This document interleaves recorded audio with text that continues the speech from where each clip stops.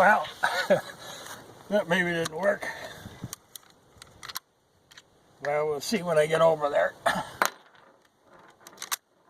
I'm trying a different suspension method on the gong, but I think that's a failure.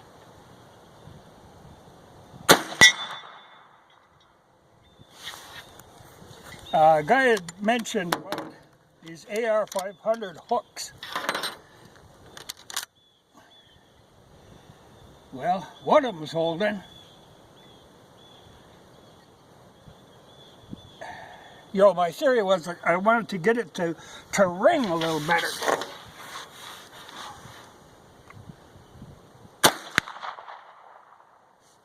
These are Cowboy loads. The first two were those factory Cowboy loads that I picked up the one day that are way overpowered. And these are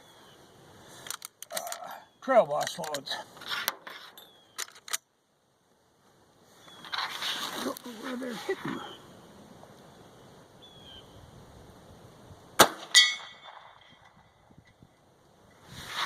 Well,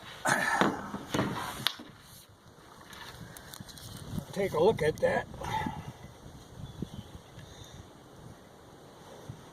But I got the feeling that AR500 didn't quite hold. The gong held. You know, this is a heavier gong. It's not the same one I had before. I picked up a heavy one.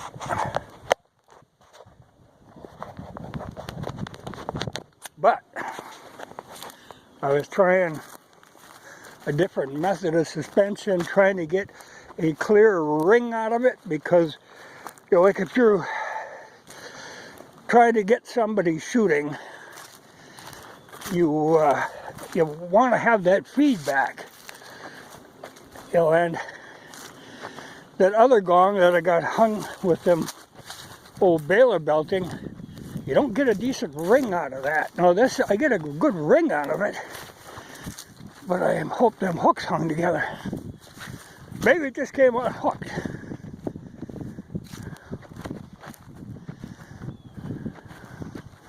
Yeah, that looks like that's the deal. Okay, that's not too bad. You know, I debated when I put it on here. Now I know where them Trail Boss ones went.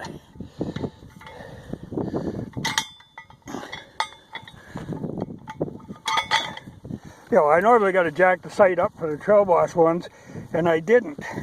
Well, one of them tore the bottom slat off, the other one nailed that one. Then the third one, I jacked up a little. But I debated when I hung this, you know, I can turn it around so the hooks are the other way. My theory this way was, you know, target flies back and it actually would hook in more. Thinking this way it would actually, I don't know, I'll play around. I hit it with the 30-30 the other day here, and it rang good, but it didn't fly off. But you can see, you know, these are the two hits with those horribly overpowered, you know, that were labeled as Cowboy loads. You know, they were factory ones, and to me they're obnoxious. You know, they got a hell of a kick, and you can see it's actually shooting low with them compared to my regular load. So I don't know what the deal is with them. They're just, I wouldn't buy them. No, I bought them out of curiosity. But you can see that they had enough power to dent into that AR500, whereas the Cowboy load, that just spattered. There's no dent there. You know, my Cowboy loads that I use with Trail Boss. But they raised hell with this piece. But yeah, I normally have to jack the sight up a little for them. But I want to get that brass emptied out because I'm going to do some 4570 reloading. And that Cowboy action stuff had been loaded in Starline brass. And I want to reload those so I don't get them mixed up with my other ones. You know, because my normal high power loads are loaded with the Starline. Trail Boss are loaded with any other offbeat, you know, Winchester or Remington. But that way I can, because they look the same from the outside, but that way I can always tell just by a glance. And the Trail Boss loads are fine for screwing around. Well, I should have counted off yardage. Probably about maybe 80. I don't think it should be 100.